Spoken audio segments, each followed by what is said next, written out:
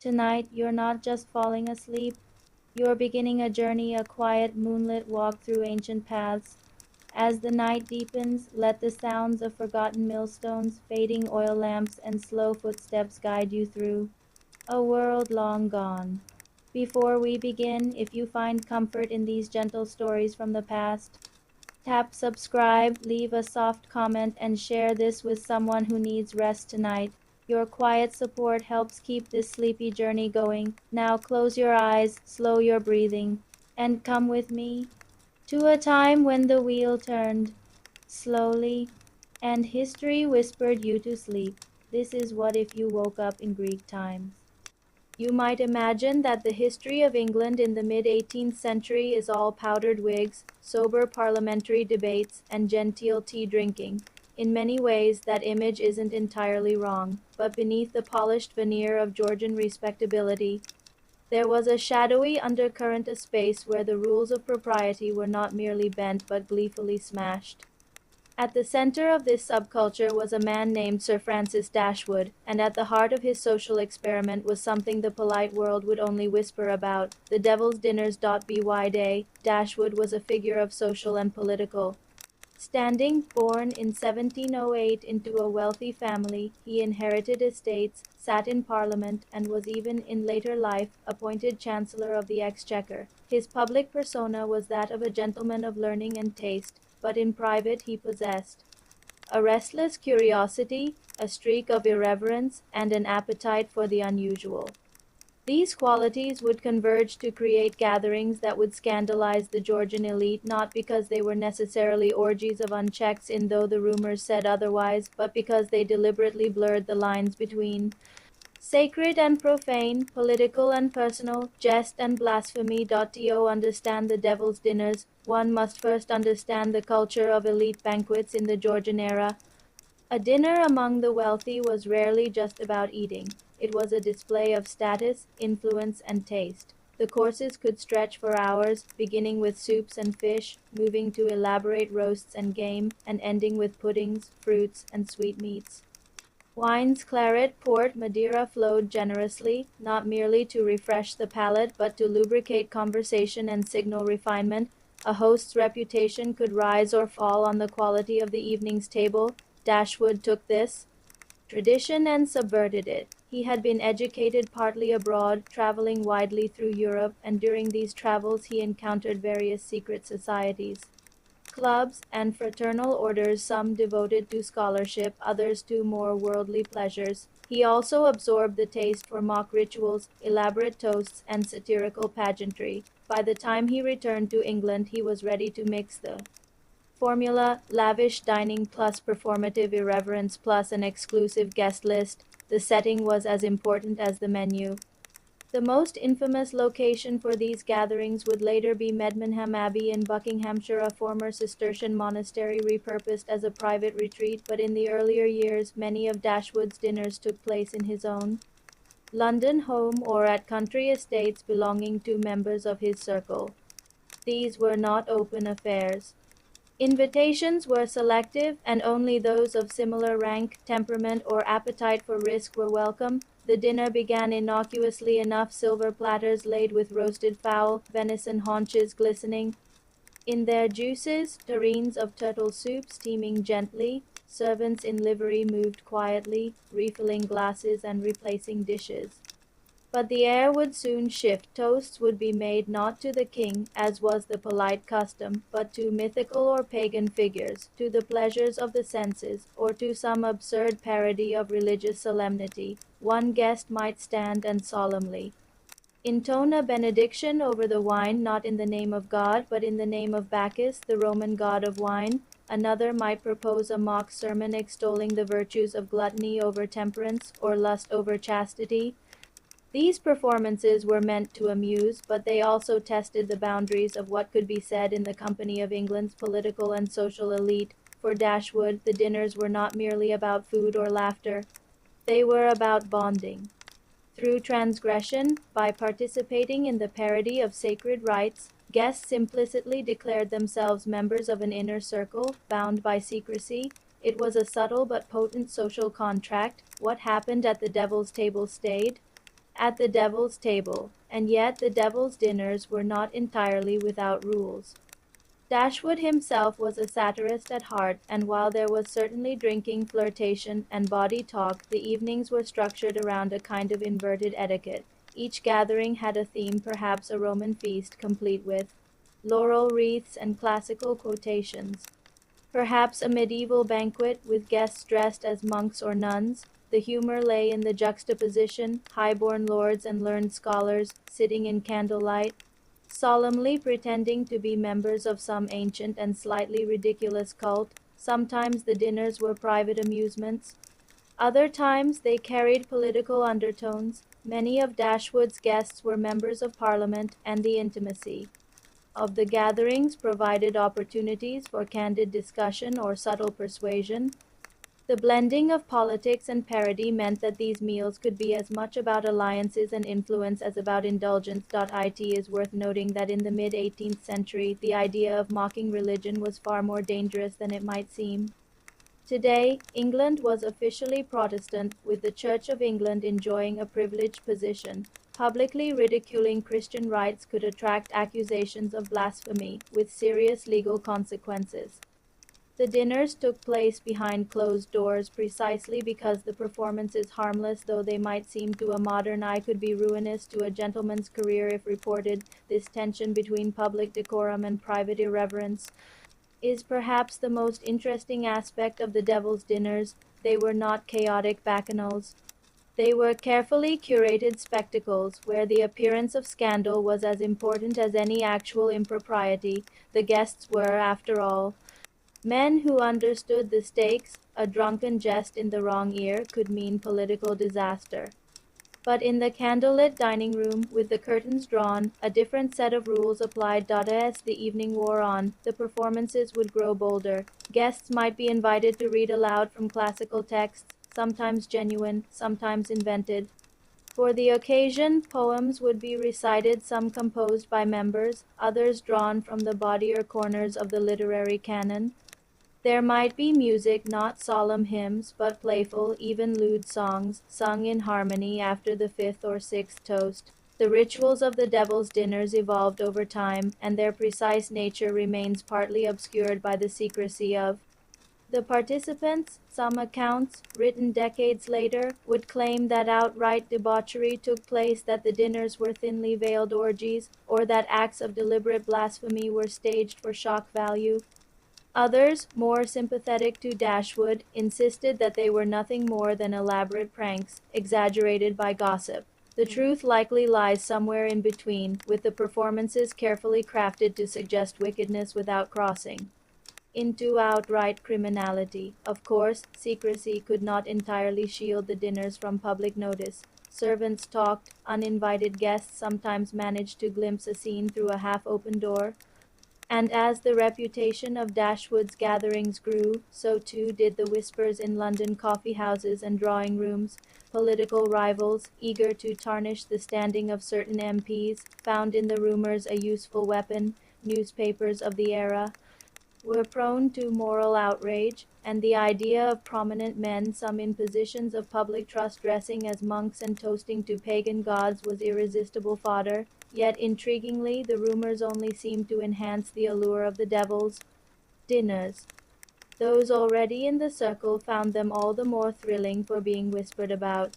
Those outside it longed for an invitation, and so the gatherings continued, growing in ambition and complexity, until they evolved into something more organized.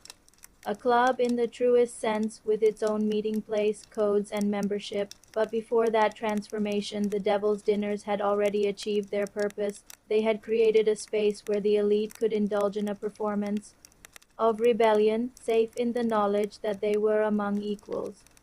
They had blurred the lines between politics and play, between piety and parody, and in doing so, they had planted the seeds for one of the most notorious secret societies of the Georgian era. Still, one cannot help but wonder, were the devil's dinners merely a clever joke shared among friends, or were they the beginnings of something far darker, a true challenge to the moral order of their time?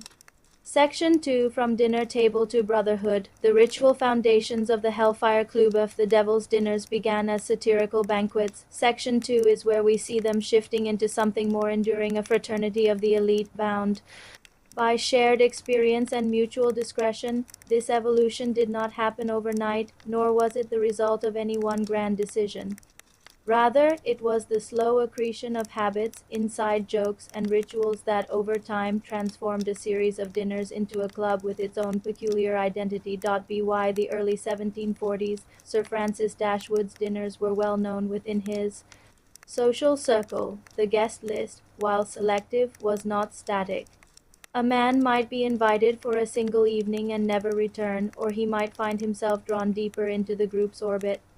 Those who became regular attendees often shared certain qualities: political influence, social prominence, a taste for irreverence, and crucially an ability to keep secrets. The venue shift. One of the first markers of transformation was the change in venue. Private homes had their uses, but they also had limitations. Servants could not always be trusted, neighbors might grow curious, and the logistics of moving large quantities of food and wine could become cumbersome. Dashwood, ever conscious of atmosphere, sought a setting that could elevate the gatherings beyond the level of mere parties. That setting emerged in Medmenham Abbey, a crumbling 12th-century monastery on the banks of the River Thames in Buckinghamshire.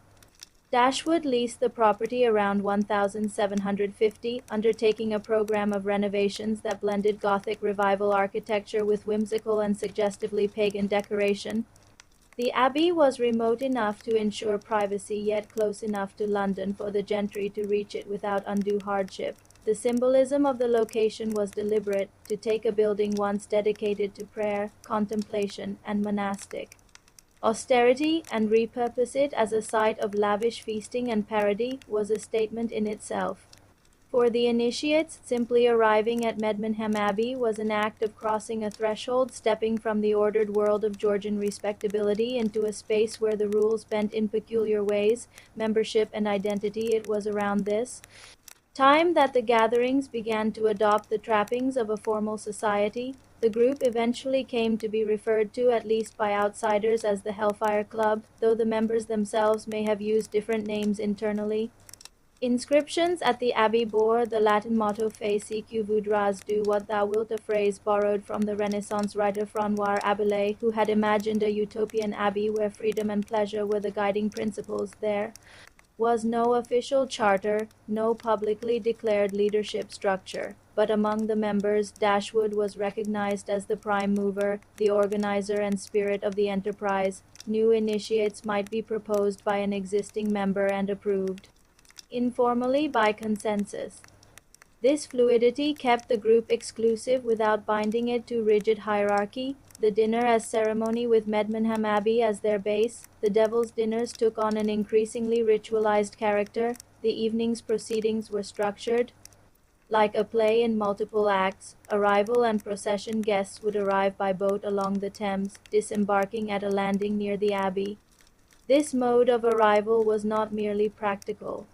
It was theatrical. The slow approach by water gave time for conversation, anticipation, and perhaps a dram of fortified wine against the evening chill. Robbing and adornment upon arrival, guests might exchange their everyday attire for costumes appropriate to the evening's theme.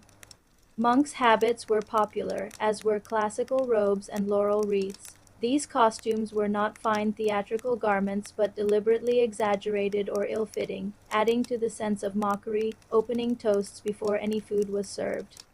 The assembled company would engage in a series of toasts. The subjects of these toasts were deliberately unconventional: Roman deities, literary characters, or abstract concepts like liberty and good wine.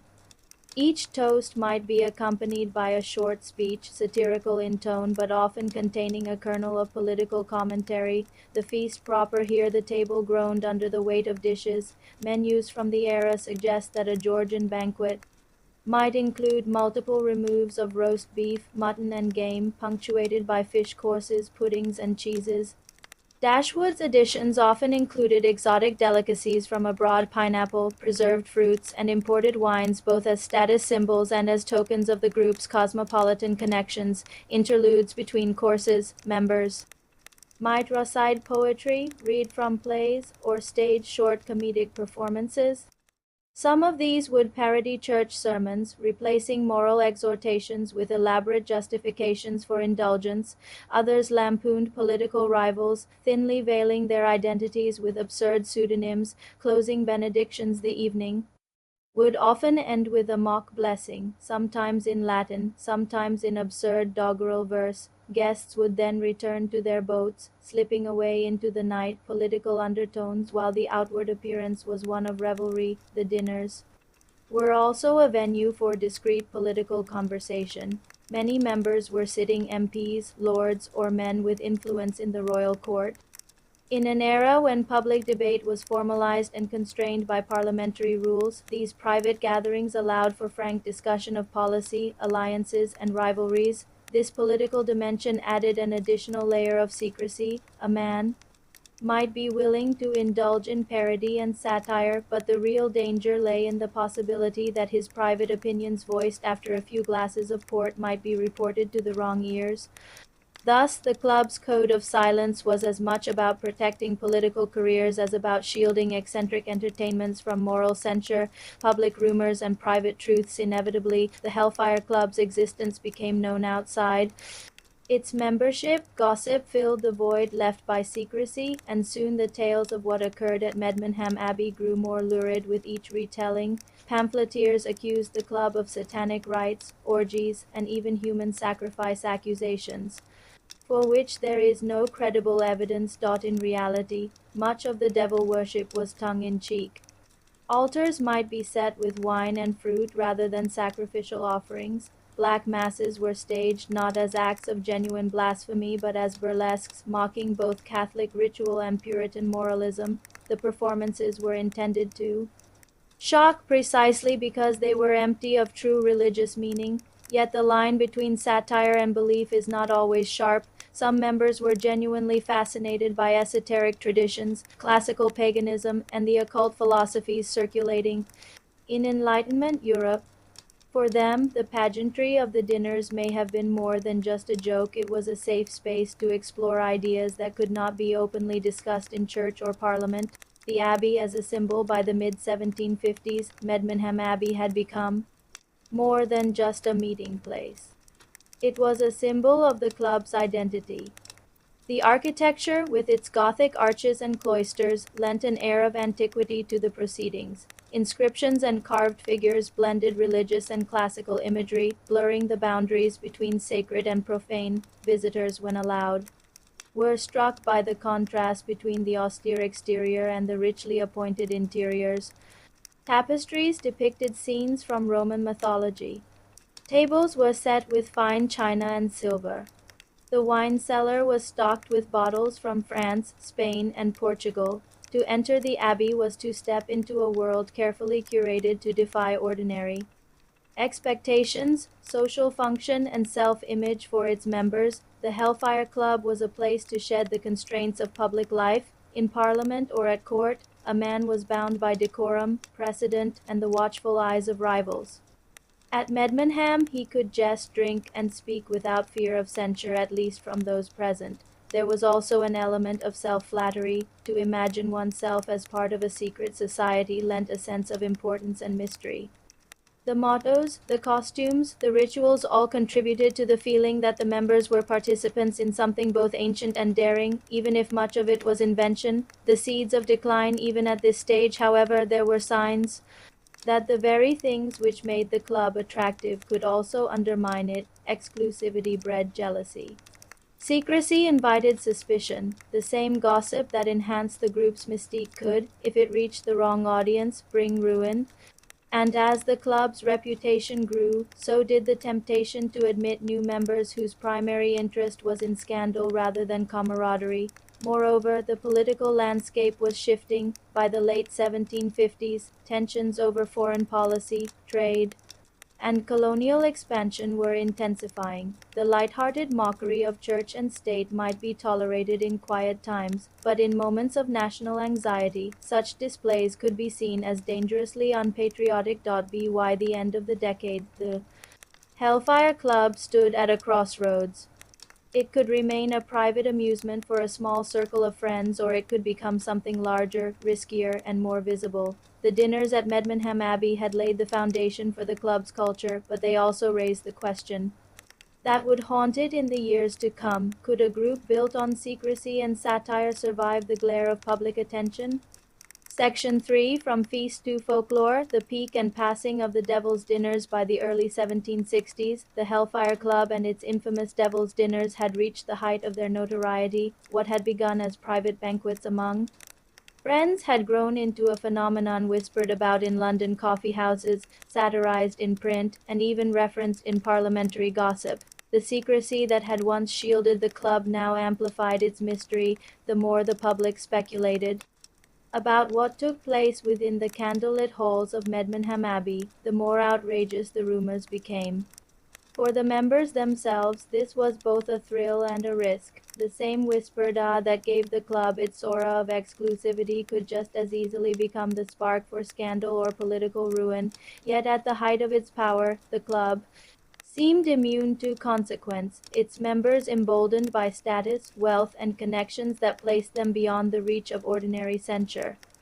The apex of the ritual banquet at the height of the Devil's Dinners, the evenings had become productions in themselves, elaborate performances that combined theater, satire, and conspicuous consumption. Guests would arrive not just by riverboat, but sometimes in costumed processions through the village, masked or robed in monk-like habits, deliberately attracting and then dismissing the stares of local residents. Inside the abbey, the scene was set with meticulous care. Candlelight flickered against painted ceilings. Incense or perfumed smoke curled in the air.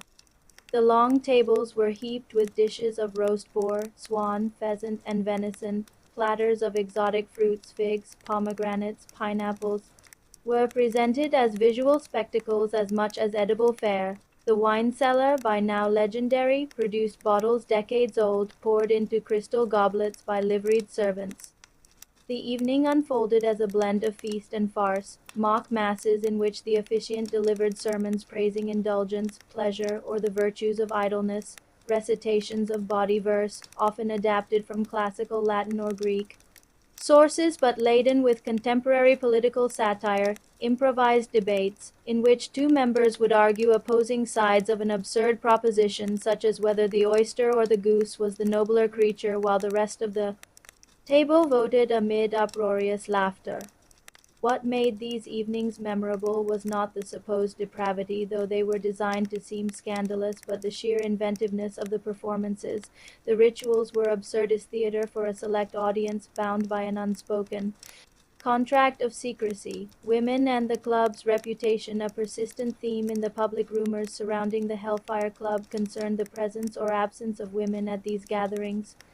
Later accounts, especially those written by moralizing critics, insisted that the dinners were orgies, attended by courtesans and actresses who mingled freely with the male members. Some alleged that women participated in the mock rituals dressed as nuns or goddesses, adding a layer of erotic provocation to the proceedings. The truth is murkier. Surviving evidence suggests that women did attend some of the dinners, particularly those who were themselves part of the Georgian demi-monde, a social class of actresses, singers, and mistresses whose presence in elite company was both alluring and scandalous. Their participation may have been limited to certain occasions, but in the public imagination they became fixtures of the club's identity. This blending of political power, theatrical performance, and female companionship was exactly the sort of thing that Georgian moralists found alarming, and exactly what ensured that the Devil's Dinners would live on in gossip long after they ceased. Satire turns against the club. By 1762, the Hellfire Club's activities had become irresistible to satirists. Caricaturists like William Hogarth never depicted the club directly, but the atmosphere of lewd, hypocritical aristocrats was a recurring theme in his work. Pamphlets accused the members of idolatry, political corruption, and treasonous disloyalty to the crown. The political climate was shifting too. Britain was in the midst of the 7 Years' War, a global conflict that drained the treasury and sharpened political divisions. In this tense environment, the image of senior politicians feasting in mock monasteries toasting pagan gods while British soldiers fought abroad was ripe for exploitation by their enemies. In Parliament, whispered allusions to certain abbey suppers began to carry sharper edges. While no direct public accusations were leveled, the implication was clear. Members of the Hellfire Club were not only libertines but also politically unreliable. A dangerous moment, the Wilkes affair, the event that truly destabilized the Hellfire Club's public image was the John Wilkes scandal of 1763. Wilkes, a radical MP and sometime associate of Dashwood, published the essay on woman, a lewd parody of Alexander Pope's essay on man. The work was illustrated and printed in a way that suggested association with the club's irreverent humor, and though the connection was tenuous, the timing was disastrous. Wilkes fled into exile to avoid prosecution for obscene libel, but the incident drew renewed attention to Dashwood and his circle. Critics pointed to the Hellfire Club as a breeding ground for sedition and immorality. The club's motto, "Fais ce que voudras," was cited as proof of its dangerous rejection of social order. The beginning of the end. By the mid-1760s, the political cost of maintaining the club outweighed its pleasures. Several key members faced public scrutiny or declining health. Others lost interest as the novelty faded. Dashwood himself was increasingly preoccupied with his official duties. He would serve briefly as Chancellor of the Exchequer in 1762 and found less time to preside over the elaborate feasts. Medmenham Abbey remained in his possession, but its use for formal gatherings diminished. The rituals became less elaborate, the guest list smaller, until eventually the devil's dinners faded into memory. There was no dramatic dissolution, no final meeting to declare the club closed, only the gradual realization that the era of masked banquets and mock masses had passed from scandal to legend. Ironically, the secrecy that once protected the club also ensured its afterlife, because no official records were kept and because so much of the evidence came from gossip, satire, or moralizing attack. The Hellfire Club became a blank canvas for the imagination. Some 19th-century writers transformed it into a story of outright Satanism, with wild orgies and human sacrifice in the candlelit abbey. Others romanticized it as a gathering of free thinkers and wits, a harmless society devoted to wine, women, and classical learning. The truth, as best as historians can reconstruct it, seems to lie in between, a private fraternity of influential men and occasionally women, using parody, performance, and excess as a form of bonding, skirting the edge of scandal without fully embracing the dangers of outright criminality. Dashwood's legacy. Sir Francis Dashwood lived until 1781, outlasting many of his critics. In later life, he presented himself as a statesman and philanthropist, restoring churches and improving roads on his estate. He rarely spoke publicly about the Hellfire Club, and when he did, it was to dismiss it as a bit of youthful folly, yet the memory persisted. Locals in Buckinghamshire told stories of ghostly processions along the Thames, of candlelit rooms deep in the abbey where shadows danced against the walls. Visitors to Medmenham in later decades claimed to see traces of inscriptions and symbols, hinting at the club's past. Reflection. The Devil's Dinners remind us that history is not only made in the halls of Parliament or on the battlefields of empire. It is also shaped subtly but powerfully in the private gatherings where bonds are formed, ideas exchanged, and identities tested against the limits of acceptable behavior. In the end, the Hellfire Club was less a conspiracy than a mirror, reflecting both the confidence and the contradictions of Georgian high society. These were men who saw themselves as masters of their own fates, daring enough to mock the institutions that upheld their privilege, yet careful enough to do so behind closed doors, and perhaps that is why the legend endures, for in the flickering candlelight of Medmenham Abbey, we glimpse not just the past, but a perennial human impulse to create spaces apart from the rules, where the powerful can play at rebellion and in doing so, reveal more about themselves than they ever intended. Still, one question lingers like the echo of laughter in an empty dining hall. Were the devil's dinners truly just a game, or were they a rehearsal for a kind of freedom their world was not yet ready to allow? Story 2, Section 1, From Cloister to Curiosity. The early life of Medmenham Abbey. If you were to drift down the River Thames in the soft light of a late summer afternoon, you might notice, along a quiet bend in Buckinghamshire, the weathered stone walls and pointed arches of what appears to be a medieval monastery. Ivy clings to the masonry, and the air seems to hold a kind of stillness that speaks of centuries gone by.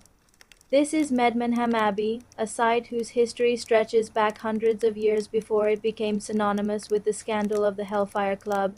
The abbey's story begins in the 12th century, in the reign of King John, when the land was granted to the Cistercian order. The Cistercians were known for their strict adherence to the rule of Saint Benedict, emphasizing poverty, manual labor, and seclusion from the worldly affairs beyond their cloister. The monks of Medmenham followed the rhythm of prayer, study, and agricultural work, drawing their sustenance from the fertile lands along the Thames. In those early centuries, the abbey was a modest place, not one of the grand cathedral-like houses of wealthier orders, but a simple, functional monastery. Its stone was quarried locally, its timber drawn from nearby woods. The church itself was a single nave, with a small bell tower and arched windows that allowed light to fall gently onto the worn flagstones. Around it clustered the cloister, dormitories, refectory, and workrooms, each built to serve a life of quiet devotion. A landscape of isolation. Thabby's location was both strategic and symbolic. Nestled on a bend of the Thames between Marlow and Henley, it was accessible by water but set apart from bustling towns. The surrounding countryside was a patchwork of meadows, orchards, and woodland, an ideal setting for a monastic community seeking to live apart from worldly distraction. Even in medieval England, however, no monastery was entirely isolated. The abbey maintained ties with local tenants, merchants, and benefactors. It collected rents, traded wool, and occasionally provided hospitality to travelers, though always within the bounds of monastic discipline. Records from the 14th century mention repairs to the abbey's mill and disputes over fishing rights along the river, reminders that even in cloistered life, practical concerns intruded. The dissolution and declineth quiet life of Medmenham Abbey came to an abrupt end in the 1530s during Henry V's dissolution of the monasteries. The king's break with Rome and the establishment of the Church of England led to the systematic closure and confiscation of monastic properties. In 1536, smaller houses like Medmenham, those with annual incomes below a certain threshold, were among the first to be dissolved. The monks were dispersed, the lands sold or granted to loyal supporters of the crown. Medmenham's church and cloisters were left to fall into disrepair, their lead roofs stripped, their bells removed. For the next 2 centuries, the abbey existed in a kind of limbo. Some parts of the property were adapted for agricultural use, others were left to crumble. Travelers along the Thames noted the ruins as a picturesque curiosity, overgrown with weeds and echoing with the cries of birds. In the 17th century, romantic interest in the medieval past began to stir among antiquarians, but Medmenham remained a quiet backwater, visited only occasionally by those with an interest in its history. The 18th century taste for the Gothic bee. The early 18th century, a new cultural trend was taking hold among Britain's elite, a fascination with the Gothic past. Landowners and architects began to incorporate medieval-inspired designs into gardens, country houses, and follies. Ruins, whether authentic or artificially constructed, were valued for their atmosphere of mystery and grandeur. It was in this climate that Medmenham Abbey came to the attention of Sir Francis Dashwood. Dashwood, already known for his travels and his taste for the unconventional, saw in the crumbling abbey not just a romantic ruin but a perfect stage for his private entertainments. In 1750, he leased the property, initiating a program of renovation that was as much about theatrical effect as preservation. Walls were repaired, interiors refurbished, and decorative elements added to heighten the sense of antiquity. Carved inscriptions and symbols, some religious, some classical, were introduced, blurring the boundaries between Christian piety and pagan imagery. a stage for performance. Dashwood's vision for Medmenham Abbey was not to restore it to monastic life, but to reimagine it as a venue for ritualized feasting, parody, and private camaraderie. The building's history lent a certain delicious transgressiveness to this plan. To take a place once dedicated to prayer and turn it into a playground for mock ceremonies was, in the eyes of the club's members, a stroke of satirical genius. Visitors approaching the abbey by river would have seen its facade rising above the trees, the pointed arches and cloistered walls hinting at centuries of solemn devotion. Stepping inside, however, they would find richly decorated rooms, candlelit dining halls, and the unmistakable air of exclusivity, the Latin motto above one entrance. Dashwood had inscribed the club's guiding phrase, Fais ce que voudras, do what thou wilt. The motto came from the writings of the French satirist François Rabelais, who had imagined an ideal abbey, the Abbey of, where there was only one rule, freedom. In adopting this phrase, the Hellfire Club positioned itself as the antithesis of the Cistercian order that had once inhabited Medmenham. The motto was both an invitation and a provocation. To the initiated, it promised liberty from the constraints of polite society. To outsiders, it hinted at dangerous moral license. The village and the Abbey Medmenham was, and remains, a small village. In the mid-18th century, its population consisted mainly of agricultural laborers, tenants, and a few tradespeople. The arrival of Sir Francis Dashwood and his well-heeled guests did not go unnoticed. River traffic increased on the evenings when boats full of robed figures glided toward the abbey. Lights could be seen in the upper windows, music and laughter sometimes drifting across the water. For the villagers, the abbey's transformation was a source of curiosity, suspicion, and perhaps occasional income. Servants were hired for special events. Local suppliers provided food, wine, and other necessities, but the secrecy surrounding the gatherings meant that few knew exactly what took place inside. Stories, some plausible, others wildly exaggerated, began to circulate. Medmenham in the public imagination by the 1750s, the combination of architectural romance, selective membership, and whispered scandal made Medmenham Abbey a fixture of gossip far beyond Buckinghamshire. The London press, though constrained by libel laws, found ways to allude to certain rural abbeys where the high-born and politically connected engaged in unseemly masquerades. Pamphlets accused the club of everything from atheism to satanic rites. Some of these accusations were politically motivated, intended to tarnish the reputations of specific individuals. Others seem to have been the product of genuine moral outrage at the idea of the nation's leaders parodying sacred rituals. In reality, much of what took place at Medmenham was more theatrical than depraved, an elaborate game played by men who enjoyed the thrill of appearing scandalous without necessarily committing the acts they were accused of. Still, the setting itself, a former monastery, amplified the sense of transgression, a building as a participant in the story. It is tempting to think of Medmenham Abbey as a passive backdrop to the Hellfire Club's history, but in truth, the building itself played an active role. Its medieval architecture, its riverside approach, its blend of ruin and restoration all contributed to the mood and meaning of the gatherings. The abbey was a symbol of the past repurposed for the present, of sacred space reclaimed for secular pleasure, of continuity and rupture in equal measure. In this sense, the story of Medmenham is as much about architecture as performance. By the end of the 1750s, Medmenham Abbey was firmly established as the Hellfire Club's spiritual home. The stage was set for the most elaborate and notorious gatherings of the era, nights that would intertwine politics, parody, and pageantry in ways that still capture the imagination. Yet one wonders, did the walls of Medmenham, built for the murmured prayers of monks, bear silent witness to these new rites with indifference or with a kind of ancient disapproval that only stone can hold? Section 2: The Rituals, the Rhetoric, and the Rumors. If you had wandered the quiet Thames Valley in the mid-18th century, following the river west from Marlow toward the sleepy village of Medmenham, you might have stumbled upon the imposing but weather-worn walls of a former Cistercian abbey. Its tall, arched windows were empty sockets. Its stone cloisters were softened by ivy and moss.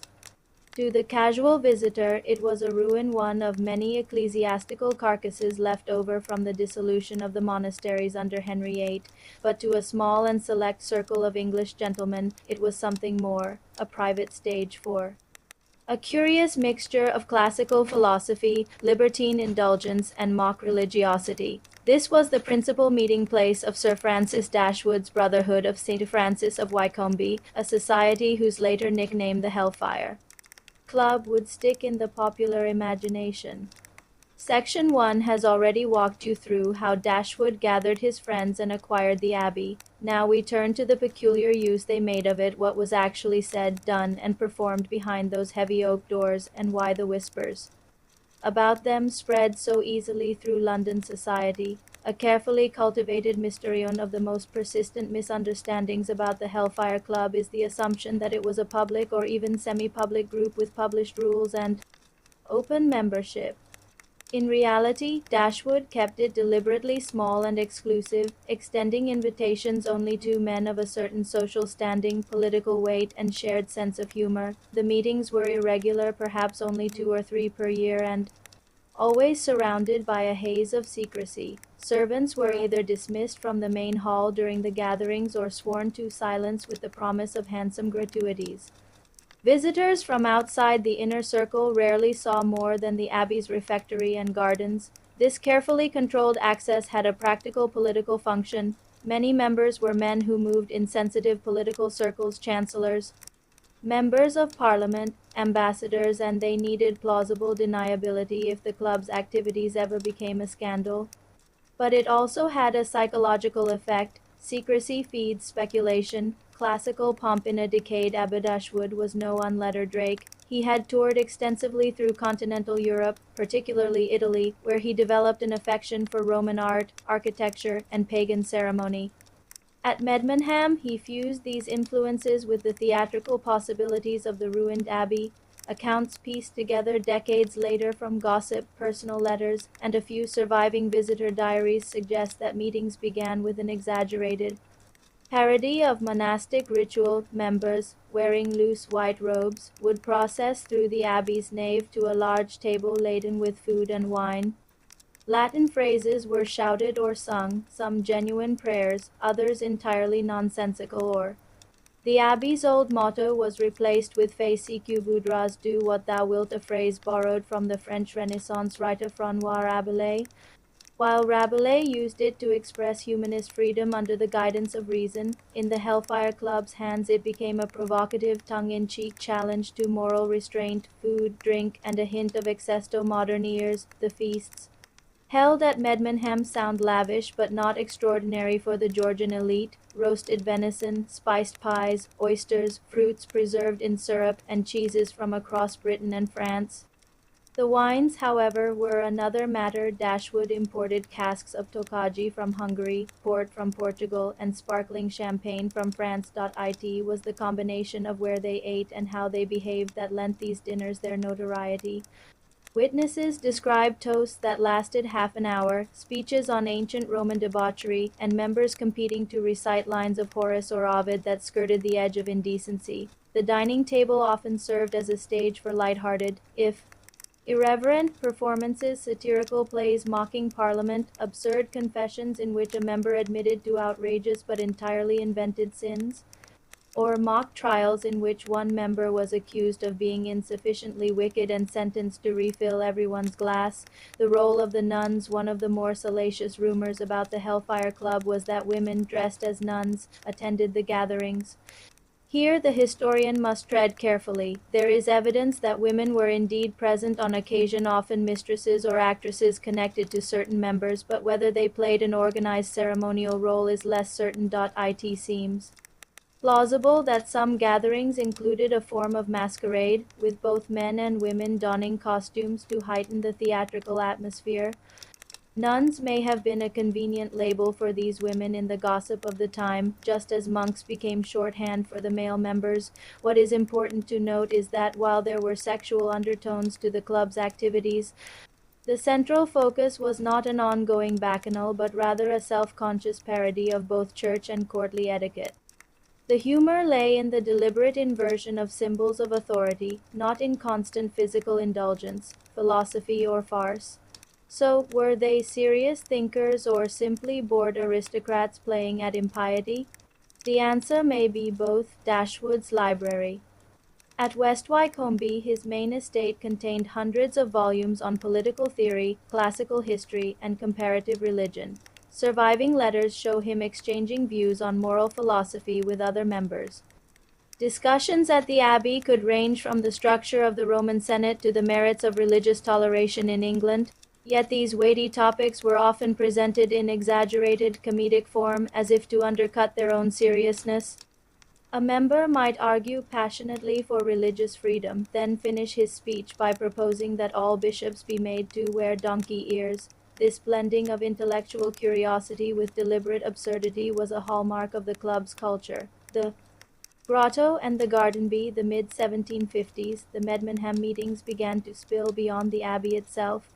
Dashwood oversaw the creation of elaborate gardens dotted with temples, statues, and hidden alcoves. Visitors entered through a landscape path that wound through classical ruins, some genuine, others fabricated before arriving at the abbey's front steps. Most curious of all was the grotto, a man-made cave system beneath nearby West Wycombe Hill.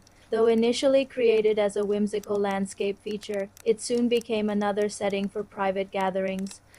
Lit by flickering lamps, with walls encrusted in shells and minerals, it provided an even more secluded backdrop for the club's activities. Some historians believe that by the late 1750s, the grotto gatherings had begun to eclipse the abbey feasts in importance. The underground chambers offered greater privacy, especially as rumors about Medmenham grew louder. The outside world takes note to see the very things that Dashwood and his circle found amusing: the mock rituals, the costumes, the mixture of classical, pagan and Christian imagery were easily misinterpreted by outsiders. By 1762, satirical pamphlets were circulating in London accusing the club of devil worship, black masses, and drunken orgies. The press, always eager for scandal involving the powerful, embellished these tales freely. The phrase Hellfire Club was increasingly attached to Medmenham, though it had originally referred to a separate and earlier group in London. It is telling that the club's most severe critics were often political opponents of its members. Accusations of moral corruption served as a handy weapon in the partisan battles of the day. The actual truth of what happened at Medmenham became less important than its usefulness as a symbol of elite decadence. Decline in the shadows. The second half of the 1760s saw a slow winding down of the club's activities. Several key members either died, lost interest, or became too publicly embroiled in political controversy to risk further scandal. Dashwood himself accepted the post of Chancellor of the Exchequer in 1762, a role that demanded greater public decorum. The abbey returned to a quieter existence, its walls slowly succumbing again to the weather by the time of Dashwood's death. In 1781, the Hellfire Club was more a half-forgotten anecdote than an active force, a reputation that outlived reality, and yet, in the decades that followed, the idea of the Hellfire Club flourished far beyond the reality. Gothic novelists seized on the image of libertines meeting in ruined abbeys. Moral reformers cited it as proof of the corrupting influence of irreligion. Tour guides in the Thames Valley hinted darkly about things better left unseen within. The abbey walls, the truth, an eccentric mix of convivial dinners, philosophical debate, elaborate in-jokes, and occasional libertine indulgence, was far less dramatic, but perhaps more revealing of 18th-century elite culture. It showed how power and privilege allowed certain men to play at transgression without real consequence, using secrecy as both a shield and a lure.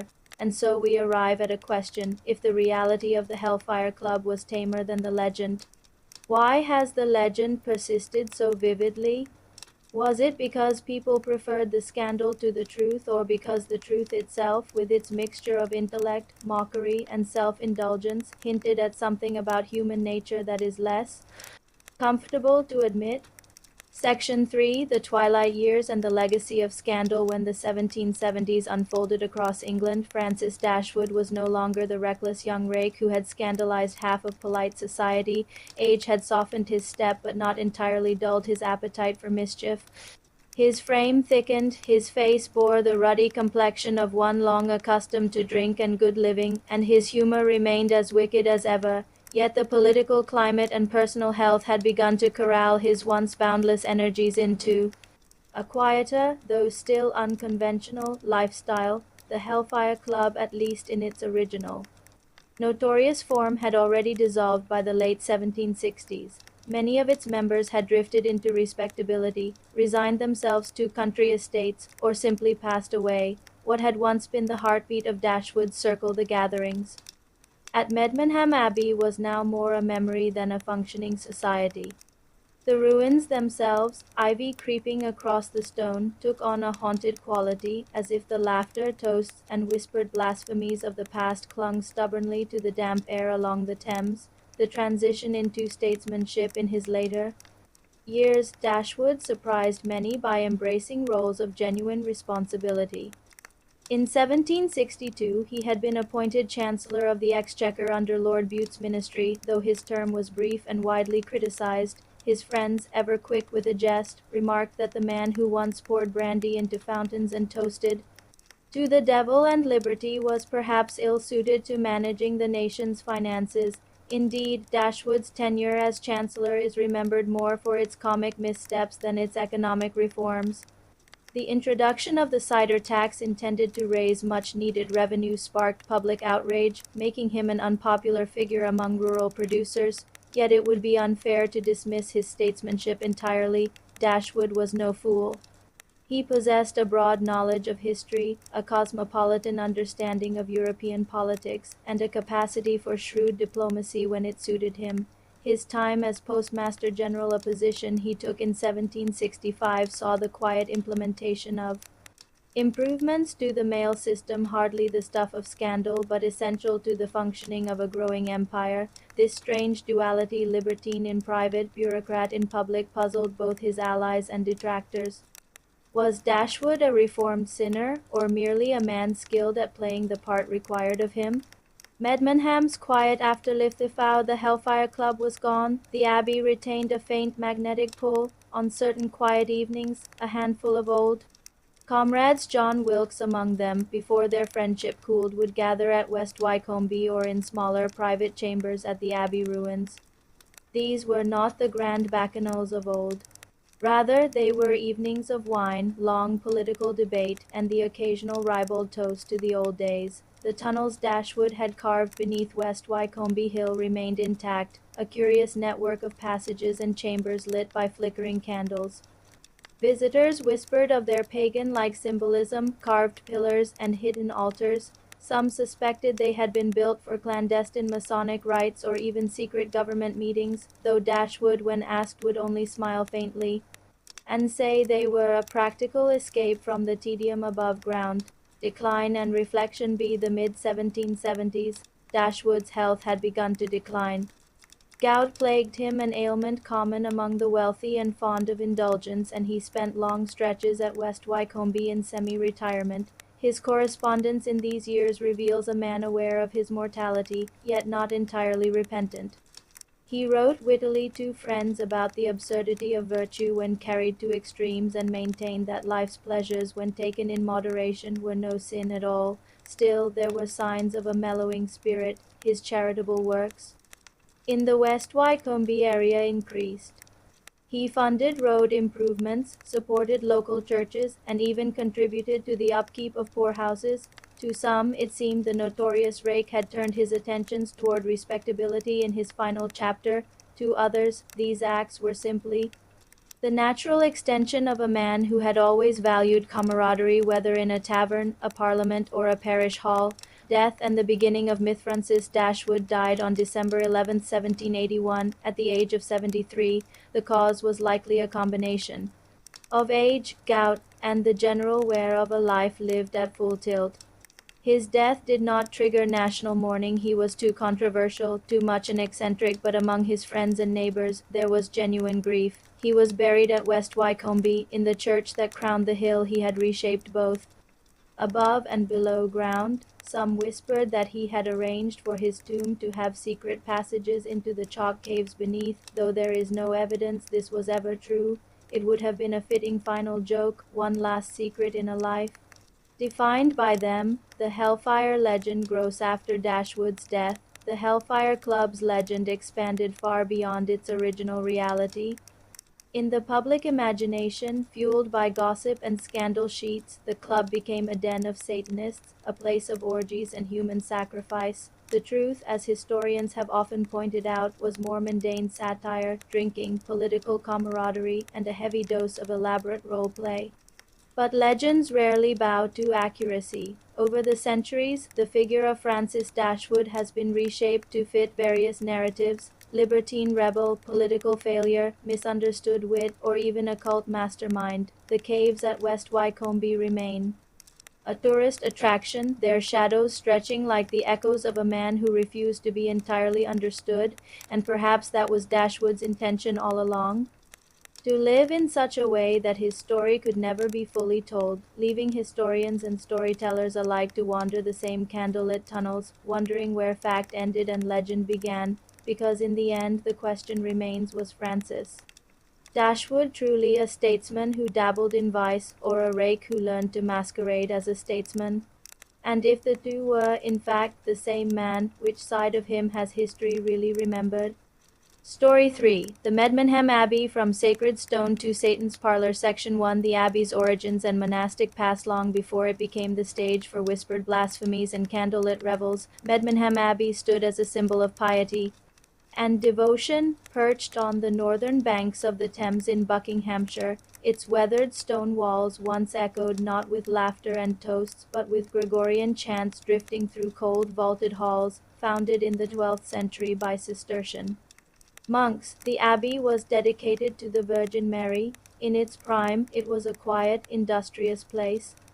The monks, sworn to vows of poverty and chastity, lived simple lives of prayer, agricultural labor, and study. They tended the surrounding meadows, cultivated medicinal herbs, and maintained the rhythms of devotion that structured each day. At dawn, bells called them to matins. At dusk, to Compline, the abbey's location along the Thames gave it access to trade and travel, but it remained largely removed from worldly affairs. For centuries, its isolation was a blessing, shielding it from the chaos of medieval politics and war. The dissolution and decayed peace ended abruptly in the 1530s with Henry VI's dissolution of the monasteries. The king's sweeping reformation dismantled Catholic religious houses across England, seizing their lands and wealth for the crown. In 1536, Medmenham Abbey was formally suppressed, its monks were expelled, its treasures confiscated, and its sacred purpose extinguished. Over the next 2 centuries, the abbey slid into ruin. Roofs collapsed, ivy claimed the cloisters, and the once ordered gardens became wild thickets. Locals avoided the place after dark, whispering that the cries of the displaced monks could still be heard in the wind off the river. Travelers passing by boat would glance at the broken arches and blackened windows, imagining ghosts peering out. By the early 18th century, Medmenham was a picturesque relic, a romantic ruin that appealed to the Gothic imagination. Artists sketched it, poets wrote verses about its melancholy beauty, but no one lived there. It was a monument to a faith abandoned, a shell waiting for a new story to inhabit it. The arrival of Francis Dashwood. That new story began in 1750, when a young, wealthy, and restless Francis Dashwood purchased the abbey, fresh from travels across Europe and the Ottoman Empire. Dashwood had developed a taste for the exotic, the irreverent, and the theatrical. To him, Medmenham was more than a crumbling ruin, it was a stage. He immediately set about restoring the abbey, but not to its former monastic solemnity. Instead, he transformed it into something far stranger, a pleasure palace infused with mock religious imagery, pagan motifs, and an atmosphere of deliberate provocation. He replaced the simple Cistercian austerity with opulent furnishings, secret chambers, and ornate gardens designed for leisure and indulgence. Above the entrance, in a flourish of dark humor, he had carved the club's unofficial motto, Fais ce que tu voudras, do what thou wilt. The phrase, borrowed from the French satirist François Rabelais, would become both a provocation to polite society and a guiding principle for the gatherings within. a sacred place turned inside out by appropriating the abbey. Dashwood was doing more than creating a clubhouse. He was making a statement, twisting a place once dedicated to spiritual purity into a playground for those who delighted in challenging the moral order. Where monks had once prayed, guests would now feast. Where holy relics had stood, goblets of wine would be raised in the echoing halls. Not hymns, but laughter and scandalous toasts would ring out. For the neighbors, it was all deeply unsettling. Some dismissed the rumors of debauchery as exaggeration. Others believed the abbey had truly become a den of sin. But one thing was certain: Medmenham was no longer a ruin. It had been resurrected, though perhaps in a way its original founders would have called sacrilege. The stage was set. Soon the abbey would host the most infamous gatherings of the Georgian era, a mixture of satire, politics, hedonism, and elaborate role play that would both shock and fascinate for generations. Section 2: The rituals, the members, and the making of infamy. When Francis Dashwood first opened the restored Medmenham Abbey to his select circle of friends, the gatherings were cloaked in secrecy. Invitations were verbal and often disguised as innocuous social calls. Those who arrived at the abbey found not the solemn quiet of a religious retreat, but an atmosphere thick with wine, laughter, and the faint scent of candle wax. The place seemed caught between a Gothic stage play and a private gentleman's club, its medieval arches now framing lavish banquets, its monastic cells converted into luxurious chambers for relaxation and perhaps less innocent purposes. The inner circlith group that assembled at Medmenham was drawn from the upper echelons of Georgian society: aristocrats, politicians, artists, and even members of the clergy. Among them were men like John Montague, the fourth Earl of Sandwich, whose name would later be immortalized not in politics but in a convenient snack, and the Reverend William Dodd, a clergyman whose moral flexibility would eventually lead to a notorious downfall. Each man was bound not by written rules but by a shared appetite for irreverence. The club's activities blurred the line between satire and sacrilege, with members often adopting pseudonyms that mocked classical gods, biblical figures, or saints. In doing so, they cloaked themselves in the guise of parody, though whether it was mere parody or an earnest indulgence in forbidden ideas is still debated. Rituals in mockery, so-called rituals at Medmenham, were elaborate productions that mixed theatricality with deliberate provocation. Dressed in white robes resembling monastic habits, members would process through the candlelit abbey chanting mock prayers in Latin, sometimes adapted from bawdy verse, other times thinly veiled political commentary. Banquets would follow in the refectory, where the tables groaned under the weight of roasted meats, exotic fruits, and flowing wine.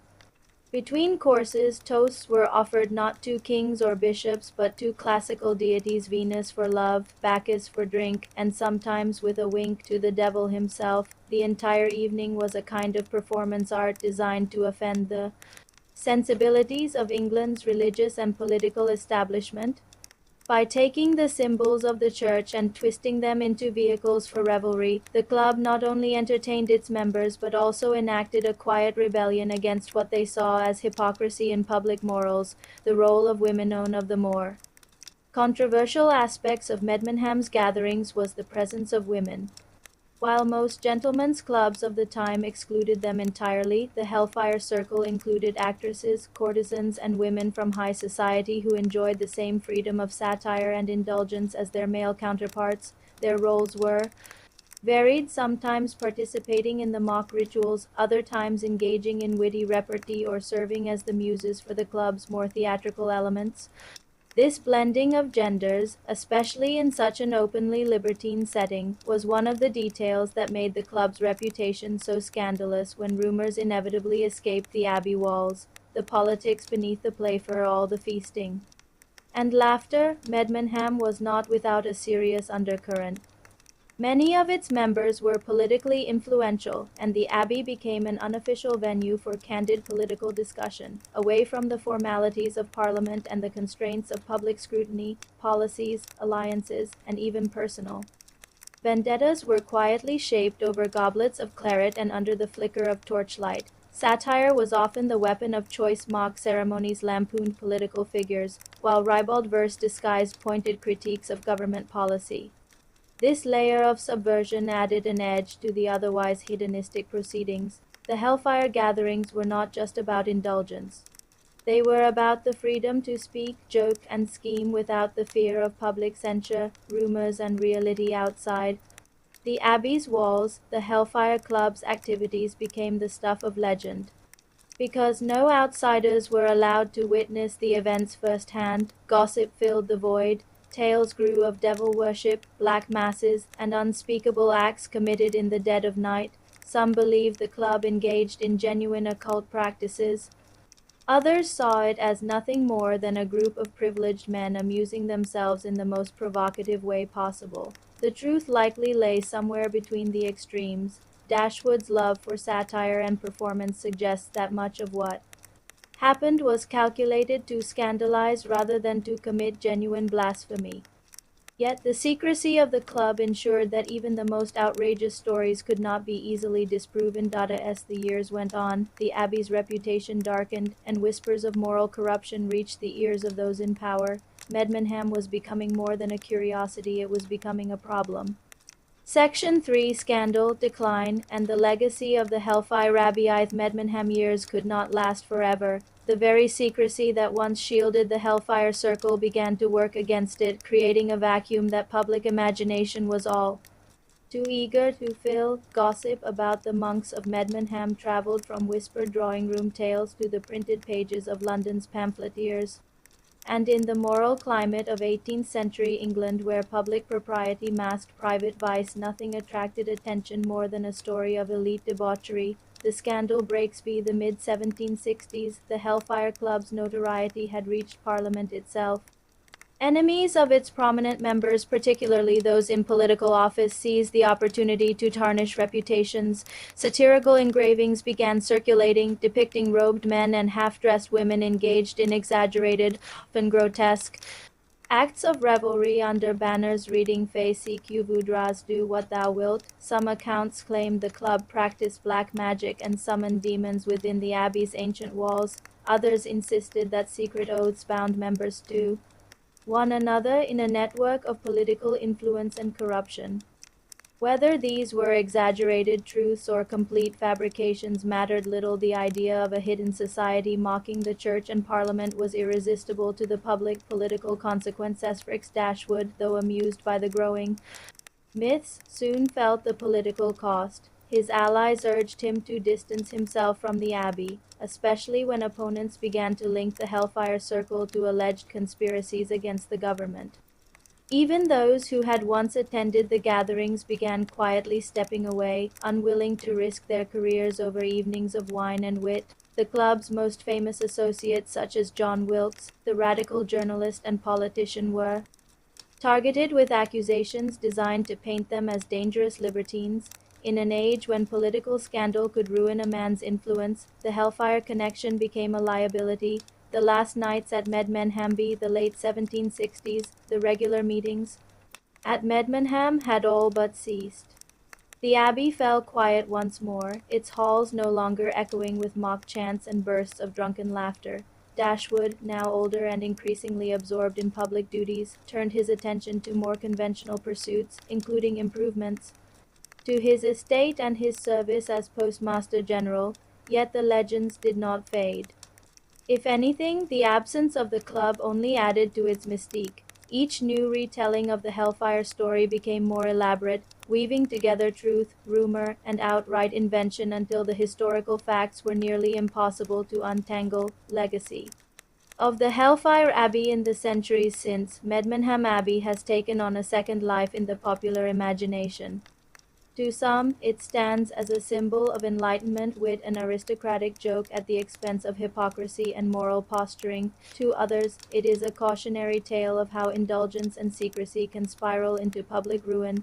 The phrase, "do what thou wilt," has been resurrected by later movements, most famously by occultist Aleister Crowley in the early 20th century, cementing the Hellfire Club's image as a forerunner of libertine and countercultural thought.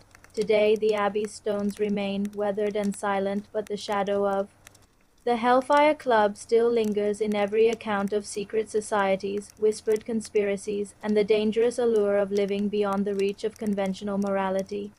Story 4: The West Wycombe Caves, Dashwood's Labyrinth of Shadow. Section 1: Digging the dark heart of the Hellfire myth. If you leave the rolling main road of Buckinghamshire in the middle of the 18th century and take a narrow chalky track toward the little village of West Wycombe, the air grows still. The hedgerows closen, and you begin to hear the faint sound of tools against stone, not the harsh ring of quarry hammers, but the slow, scraping rhythm of deliberate excavation. Here, under the guiding hand of Sir Francis Dashwood, the earth was opening. Not for a mine, nor for a cellar, but for a network of man-made caves that would, in time, become as infamous as the man himself.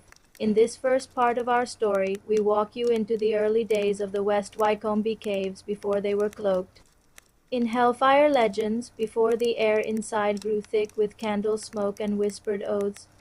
A village in decline. By the 1740s, West Wycombe was no thriving market town. Its people were few, its fields respectable but not rich. Dashwood, the local squire and a man of means, took his responsibilities toward his tenants seriously, at least by the standards of the Georgian gentry. He had inherited the manor and its lands in 1724, and over the decades he had expanded both his estates and his reputation. When a particularly harsh winter left many villagers without work, Dashwood sought a project that could provide steady wages. Some landowners might have commissioned a new barn or an ornamental folly. Dashwood, however, had something grander in mind, an artificial cave system carved directly into the chalk beneath West Wycombe Hill. Why caves?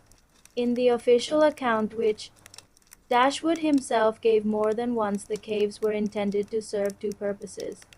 First, they would provide employment for the local men in the hard months when farming slowed. Second, they would serve as a convenient source of chalk and flint for the construction of a new road between High Wycombe and West Wycombe. The first reason sounded charitable. The second sounded practical, yet both explanations leave questions hanging in the air. After all, chalk pits were plentiful in the region. Why dig such an elaborate series of connected tunnels? Why carve chambers instead of simply removing the stone in open pits? The answer, at least in part, seems to lie in Dashwood's taste for spectacle. He had traveled widely in Europe and the Near East, seen the catacombs of Rome, and walked through ancient subterranean temples in Naples. A network of caverns beneath his estate would serve not only as a talking point for guests, but also, if one believed the rumors, as a discreet meeting place for the select few who formed his private circle. The digging begins. Work on the caves began around 1748. There were no grand machines, no steam engines, only picks, shovels, wheelbarrows, and the stubborn muscle of village laborers. The chalk beneath West Wycombe Hill was soft enough to yield to hand tools, yet stable enough to hold its shape once carved. The men worked in dim lamplight, the air damp and heavy with the scent of earth. They carved not in straight lines but in curves and arcs, creating rounded chambers and sinuous corridors. Some passages widened into spaces large enough to hold 24 people. Others narrowed so tightly that a man had to stoop to pass through. The spoil loads of chalk and flint was hauled to the surface and carted away for the roadworks. Dashwood paid his laborers in coin and occasionally in beer from the local tavern, which saw its trade increase during the years of excavation. The growing plana's months became years. The caves took on a more deliberate design. Visitors today often remark on their almost symbolic layout, with a long central passage leading to a great hall, smaller chambers branching off, and an inner sanctum deep underground. Some historians have suggested that the plan echoes the structure of the ancient Greek underworld, with stages representing the journey from the mortal world into the realm of the dead. Whether Dashwood intended such symbolism or whether it emerged from a series of practical decisions is difficult to say. Dashwood himself never left written instructions or diagrams explaining the design. The river Styx's feature, however, seems almost impossible to dismiss as coincidence. The underground stream, at a certain point in the cave system, the excavators encountered a natural spring, which they allowed to form a narrow, winding channel. Dashwood had a wooden boat constructed to ferry visitors across this river into the deepest chamber. The locals quickly nicknamed it the River Styx, after the mythical waterway separating the living from the dead in Greek legend. It was, if nothing else, a masterstroke of theatricality. Visitors stepping into the boat had to stoop under the low, damp ceiling, the flicker of their torches reflected in the black water. When they emerged on the far side, the air seemed cooler, the silence heavier, even without any secret society. To populate it, the cave itself was enough to stir the imagination. A convenient secrecy, of course. Secrecy in a small English village is never absolute. The men who dug the caves surely spoke of their work in the tavern, yet the true scale and arrangement of the tunnels were known only to those who ventured inside. The darkness swallowed details, and the winding passages made it difficult for a casual visitor to map the space in his mind. For Dashwood and his friends, this offered a kind of privacy not possible in the open rooms of West Wycombe House. A gathering in the caves could be conducted without curious servants overhearing every word. Whether those gatherings were innocent feasts or something more transgressive, the seclusion was valuable. Rumors began by the early 1750s. Stories began to circulate beyond Buckinghamshire. Travelers who had been shown the caves often after a generous amount of wine returned to London with tales of strange underground banquets, torchlit ceremonies, and robed figures moving through the gloom. Some swore that the air was thick with incense. Others claimed they had heard chanting in Latin or Greek. It is difficult to separate fact from embellishment.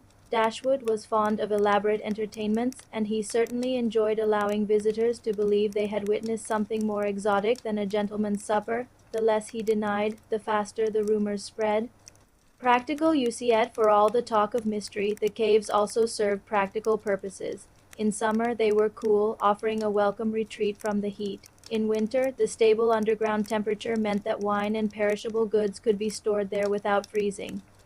Dashwood hosted a number of daylight tours for respectable guests, pointing out features of the excavation and praising the skill of the local workmen. Some chambers were even used for artistic experiments. Dashwood's circle included painters and sculptors, and the caves offered a secluded space for working on projects away from public eyes.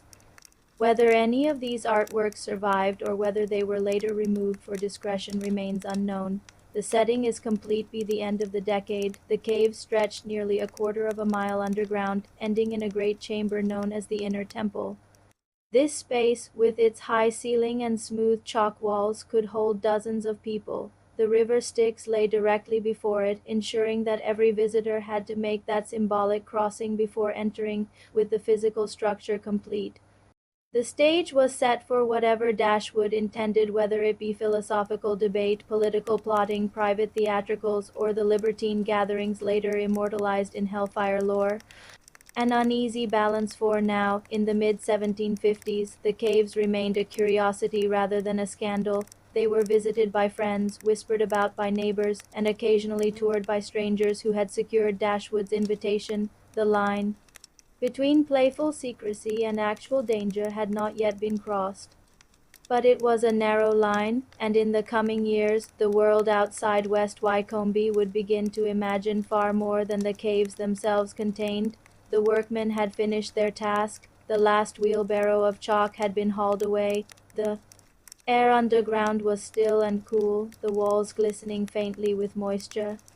Above, the village carried on with its slow rhythm of planting and harvesting. Below, in the dark, an empty labyrinth waited for whatever purposes its owner might choose. And so the first phase of West Wycombe Caves came to a close, not with a ceremony, but with a silence. In that silence, space was left for stories to grow, and stories, once they take root, have a way of digging deeper than any pickaxe.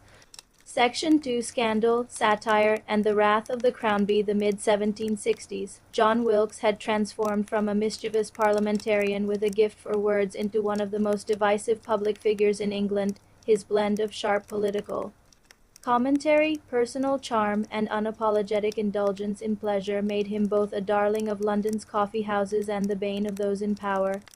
Yet, as his profile rose, so too did the risks of speaking against a system that jealously guarded its dignity. The birth of the North Briton in 1762, Wilkes launched his most enduring political weapon, the North Briton, a satirical newspaper, aimed squarely at the government of King George III and his ministers. In an age when print culture was expanding rapidly, pamphlets and newspapers wielded real influence, shaping public opinion far beyond the walls of Parliament. Wilkes, ever attuned to the mood of the common reader, filled the North Briton with sharp criticisms of policy, cutting wit, and an unrelenting focus on the perceived corruption of ministers like the Earl of Bute. His writing was plain enough for tradesmen to understand, yet clever enough to amuse the intellectual elite. This dual appeal was central to his growing reputation as the people's champion. However, satire in 18th century England was not without risk. To mock a minister could be dangerous. To mock the king himself was perilous. Issue number 45.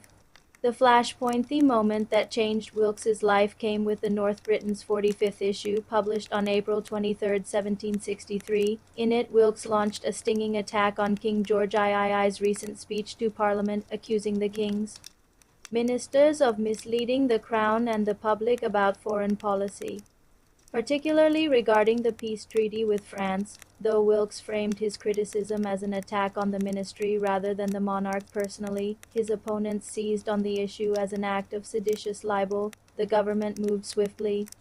On April 30th, Wilkes's home was raided, his papers seized, and he was arrested under a general warrant, one that did not name specific individuals but allowed for the detention of anyone suspected of involvement. This arrest would ignite one of the most famous legal battles of the century, the fight for liberty. Wilkes challenged the legality of the general warrant used against him, arguing that it violated the rights of Englishmen to be secure from arbitrary arrest. His case resonated far beyond his immediate circle, tapping into widespread fears of government overreach. In a remarkable turn, the courts sided with Wilkes, declaring general warrants unlawful. This decision became a cornerstone of English common law and later influenced the American colonists' understanding of their rights. Wilkes emerged from the case not just as a political agitator but as a defender of civil liberties. Yet his legal victory did not end his troubles. If anything, it ensured that the government would find other means to silence him.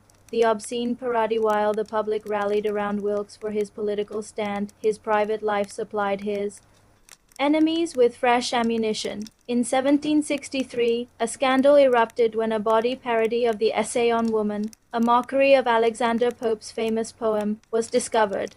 The work, laced with sexual innuendo and irreverent religious references, was linked to Wilkes, who had privately circulated it among friends years earlier. While intended as a private joke in the libertine circles he frequented, including the Hellfire gatherings, its sudden public exposure allowed opponents to paint him as not only politically dangerous but morally corrupt. Wilkes was charged with obscene libel and blasphemy. The charges, combined with the political pressure he faced, forced him into exile in France to avoid imprisonment. Exile and myth-making. Wilkes's years abroad, 1764 to 1768, were far from idle. He continued to write, maintain contacts, and cultivate his image as a political martyr. His absence only seemed to enhance his legend. Radical writers in London painted him as a victim of tyranny, a man who had dared to speak truth to power, and paid the price. When he finally returned to England, he found his popularity among ordinary citizens had soared. His face appeared on prints, medallions, and even mugs, making him one of the first politicians to become a mass-produced cultural icon. The Hellfire connection revisitethra to these turbulent years. The whispers of Wilkes's involvement with the Hellfire Club never fully disappeared. His enemies took every opportunity to remind the public of his association with Francis Dashwood and the Medmenham Circle, suggesting that his political radicalism was of a piece with his moral laxity. Wilkes, for his part, played coy with these rumors. At times he laughed them off. At others, he used them to bolster his image as a man unconstrained by the hypocrisies of polite society. Yet even as the Hellfire meetings dwindled, the shared past between Wilkes and Dashwood remained a source of intrigue.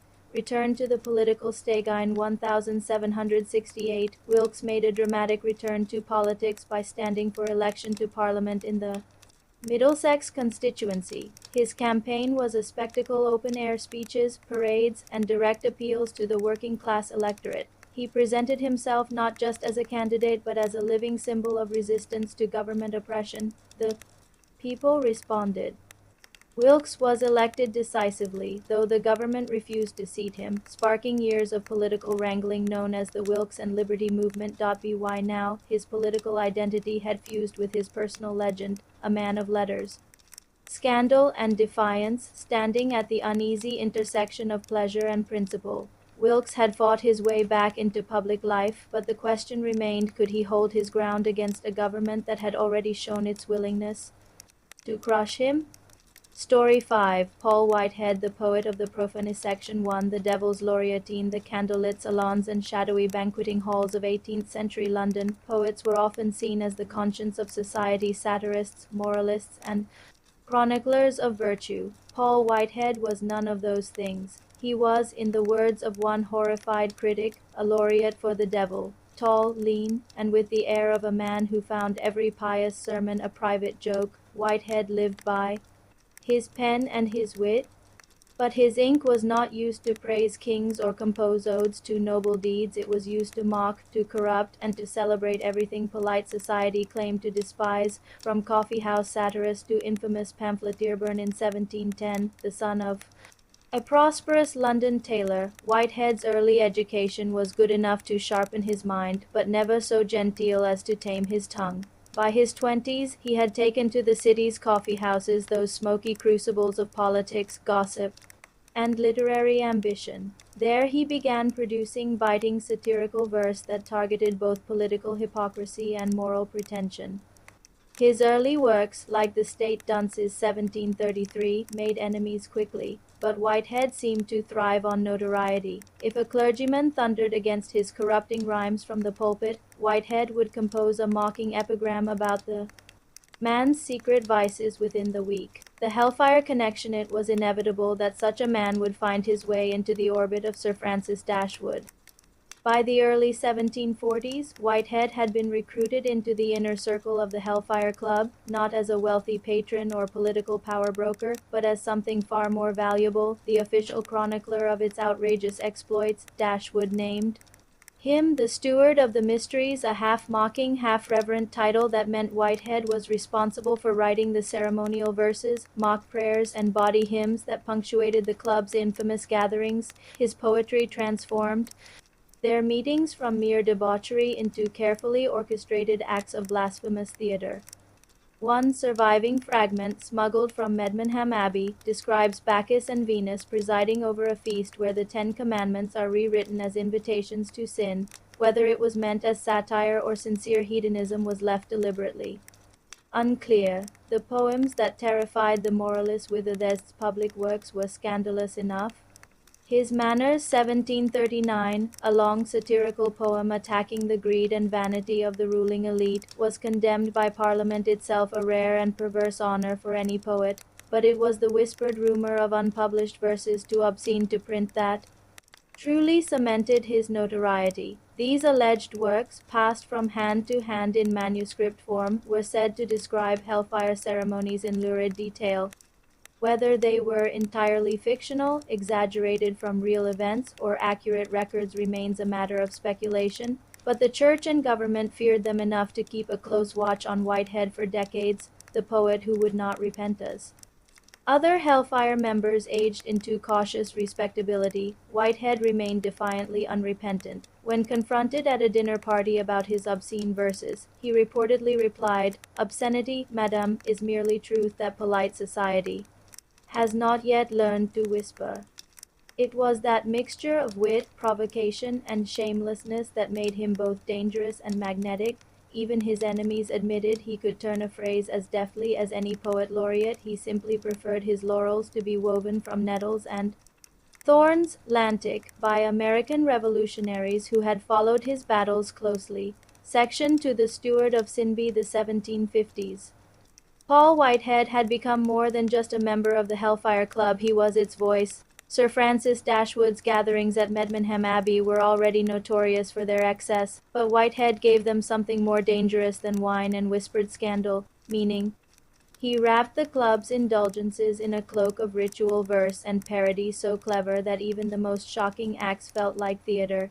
The Abbey, as a Stegeth restored Cistercian abbey, was the perfect backdrop beneath its vaulted ceilings. Whitehead orchestrated mock masses where the saints were replaced by Greek gods, and psalms became odes to Venus, Bacchus, and Priapus. The altar was often strewn with flowers, fruits, and wine goblets, symbols of abundance that Whitehead would transform into metaphors for physical pleasure in his recitations. The air would be thick with candle smoke and incense. Dashwood might enter in the robes of a high priest, while masked women in silk gowns poured wine into golden chalices. At the height of these performances, Whitehead would step forward, quill in hand, and declaim verses that made the most respectable guests shift uncomfortably in their seats, verses that mocked the Ten Commandments, rewrote biblical miracles as erotic adventures, and crowned lust as the true path to salvation. The lines were designed to blur the difference between jest and blasphemy. Those who wished to think it was all satire could do so. Those who wanted to believe they were participating in something truly forbidden could believe that too. The secret manuscripts Whitehead kept careful copies of his Hellfire verses, locked away in a cedar chest in his study. These were never intended for public eyes. They were far too explicit, laced with political in-jokes that could ruin reputations if they fell into the wrong hands, yet fragments escaped. Some were copied from memory by guests who had attended an abbey feast, others smuggled out by servants or lovers. London's underground booksellers were soon whispering about the Abbey Psalms, a clandestine collection of poems that described ceremonies in terms so graphic they made the era's raciest novels seem tame. In one notorious verse, Whitehead inverted the Lord's Prayer into a toast to wine and pleasure. In another, he composed a hymn where the apostles became apostates, drinking and feasting in a heavenly brothel. Clergymen who heard of these works denounced them from the pulpit, though few had actually seen the poems in full. The very mystery of them only deepened Whitehead's legend. The bonds of brotherhood despite the risk. Whitehead was fiercely loyal to Dashwood and the other Hellfire members. His role as steward of the mysteries was not just ceremonial, it was protective. He was the keeper of their secrets, the one entrusted to remember and record what should never reach the public. This trust went both ways. Dashwood, in turn, made sure Whitehead was well provided for. He was given a modest estate, introductions to influential patrons, and most valuable of all, freedom from prosecution despite his scandalous reputation, even as Hellfire activities slowed in the 1760s. Whitehead's bond with Dashwood remained unshaken, and it was this loyalty that would shape one of the strangest and most macabre stories in all of Georgian England, the fate of Paul Whitehead's heart. Section 3. The Heart in the Urnby. The winter of 1774. Paul Whitehead knew his time was short. Years of indulgence, mixed with a constitution never robust to begin with, had worn him down. He was only in his mid-60s, but the sharp wit that once filled abbey halls with laughter now belonged to a frailer man who spent more time in bed than at the wine table. It was then that he made an unusual request of his closest friend, Sir Francis Dashwood. When I am gone, my heart shall not rest in the earth. Take it from me, place it in an urn, and keep it at West Wycombe. Let it serve as a relic, not for the church, but for friendship. The funeral and the promise. When Whitehead died on December 30th, 1774, Dashwood kept his word. The funeral was a strange blend of respectability and quiet mockery. In London, the poet was buried with due ceremony at St. Mary's, Harrow on the Hill. But before the burial, his heart was removed, whether by a surgeon or at Dashwood's own instruction is not entirely clear, and sealed in a marble urn. This urn was placed in the mausoleum at West Wycombe Park, the great eccentric folly Dashwood had built in the style of a Roman temple. It stood on a hill overlooking the estate, an imposing structure of massive stone arches, where niches were filled not with saints, but with busts of philosophers, poets, and men of free thought. Whitehead's heart occupied pride of place. Visitors were told of his loyalty, his verses, and his stewardship of the Hellfire Club. Dashwood called it an act of friendship beyond death.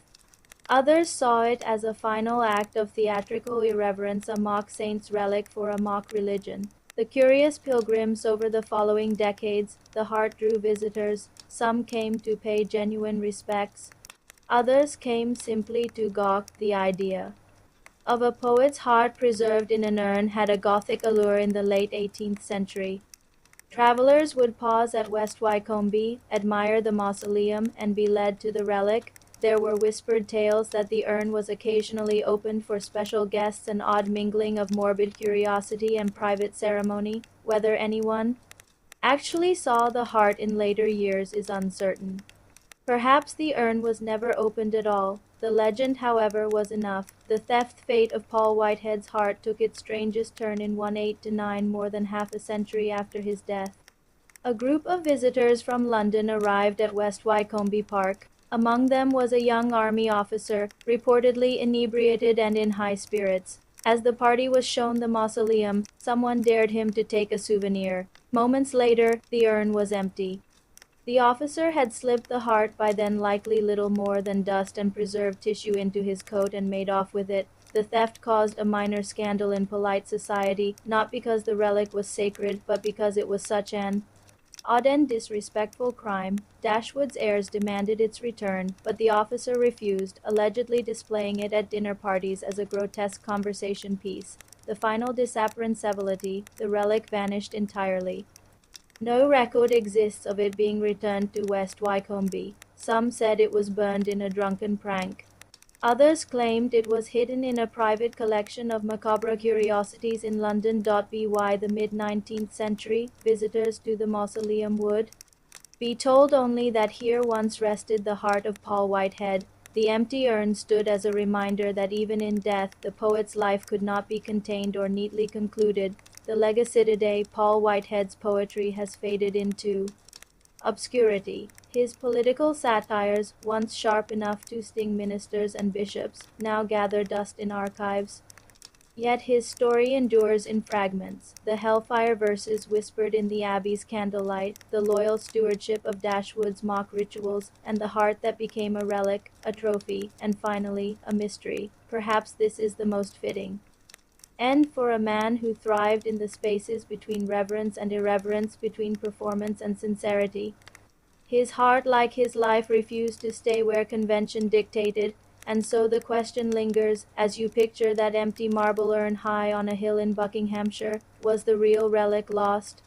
Or is it still somewhere, hidden in a cabinet, waiting to be found by the curious hands of another age? Story 6. The Masquerade of Shadow. Section 1. A Gentleman's Invitation. It began with a letter sealed in black wax. Sir John Stepney, Welsh-born aristocrat and frequent guest at London's gaming houses, was accustomed to invitations from high society. But this one was different. Delivered by hand in the late hours of an autumn evening in 1765, it bore no name, only a sigil of an owl clutching a key. Inside, the message was short: a private assembly at Medmenham for friends of wit and liberty. Discretion required, attendance rewarded. Stepney's lips curved into a smile. This was not just any gathering, it was the mark of the monks of St. Francis of Wycombe, better known to gossips and satirists as the Hellfire Club, London's whispered circly at the time. The Hellfire Club's official heyday was already fading. Sir Francis Dashwood, its architect, had retreated somewhat from public notoriety, busying himself with politics and his estate. Yet whispers persisted. Masked suppers still held in the candlelit ruins of Medmenham Abbey. Private theatricals staged in rooms whose frescoes left little to the imagination. And a membership drawn from MPs, peers, poets, and the occasional foreign dignitary. To most Londoners, these were just stories, half-believed tales exchanged in coffee houses, spiced with moral outrage. But to Stepney, they were an entry point. His own debts, both political and financial, had grown heavy. The Abbey might offer something more valuable than wine and scandal: access to the men who pulled Parliament's levers in the shadows. Unlikely recruit, Stepney was no poet nor an intellectual. His talents lay in listening without speaking, remembering without writing, and trading information as though it were gold. It was these skills that had brought him to the attention of a quiet figure in Whitehall, a man who never signed his name to correspondence, but who occasionally hinted at mutually beneficial arrangements. The deal was simple: Stepney would attend the gathering at Medmenham as a guest, but in truth he would be an observer. His task was to note who was there, what was said in unguarded moments, and if possible to return with something worth selling to the right ears in government. The rode to Medmenham on the appointed night. Stepney joined a small procession of carriages travelling west along the Thames. The moon was half hidden by clouds, the air heavy with the smell of damp leaves. At intervals, a cloaked figure on horseback would appear at a crossroads, exchange a whispered word with the driver, and vanish again into the dark. By the time they reached the abbey's gates, the scene had shifted from the mundane to the theatrical. Torches flared in iron sconces. The ruined facade of Medmenham Abbey loomed against the sky, its Gothic arches illuminated from within by a warm, flickering glow. Masked servants, dressed in monkish habits, opened the doors and ushered the guests inside. The air smelled faintly of incense, whether from a chapel or a stage prop it was impossible to tell. The first glimpse, Stepney had expected debauchery. What he found instead was a kind of elaborate charade. The great hall had been transformed into a banquet chamber. Tapestries hung between the pillars, depicting scenes from the lives of saints, but with playful, irreverent alterations that would have scandalized a bishop. At the far end, beneath an archway, stood Sir Francis Dashwood himself, dressed in a crimson robe, his face hidden behind a Venetian mask of gold and black. Guests approached him one by one, bowing in mock reverence before being welcomed into the inner rooms. Musicians played softly in an alcove. Laughter rose and fell like the tide. For Stepney, it was perfect cover. Here, amidst the music and the masks, secrets could be traded unnoticed if one knew how to listen. Section 2: The game behind the masks. The masquerade at Medmenham unfolded with deliberate precision, as though every guest knew their part in a script too old to question. Stepney moved among them with the easy charm of a man who belonged. Though his eyes were busy mapping the room, the players here was Lord Sandwich, notorious for his ribald wit, speaking low to a foreign envoy in a corner thick with shadow. There, in the candlelit glow of a side table, two members of Parliament bent over a parchment, the ink glistening fresh under their hands, and drifting between them all like a wraith, a tall, masked woman in a gown the color of midnight, her laughter drawing men closer even as she gave nothing away. Stepney understood the game instantly. The Abbey's theatrics, the wine, the masks, the suggestive frescoes were not the heart of the night. They were camouflage. Behind the laughter and innuendo, alliances were being forged, debts promised, and information passed in riddled sentences that meant nothing to the untrained ear. A cryptic exchange it was by the fireplace that Stepney caught the first clear sign of something deeper. Sir Francis Dashwood stood with the masked woman, speaking in phrases that danced just short of clarity. The river runs high this winter. The bridge must hold. It will, if the stonemasons are paid before the thaw. To an outsider, it was meaningless. But Stepney had heard similar language in political taverns, code for parliamentary maneuvers, the river being the Crown's policy, the bridge a coalition of votes in danger of collapse.